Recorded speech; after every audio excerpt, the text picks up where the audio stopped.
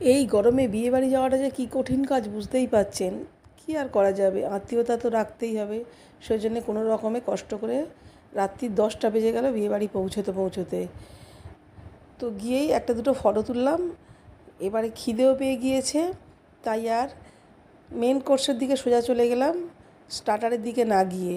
বর বউয়ের সঙ্গে দেখা করে, বাড়ির লোকজনের সঙ্গে দেখা করে বসে গেলাম খেতে। প্রথমেই এলো বাটার নান, আর তার সঙ্গে ছিল চানা মশলা।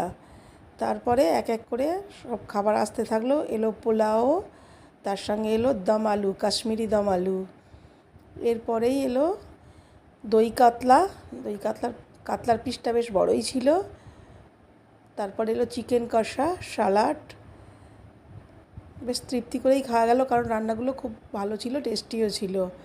এরপর এলো চাটনি, পাঁপড়, তারপর রসগোল্লা, কালাকাঁদ, শেষে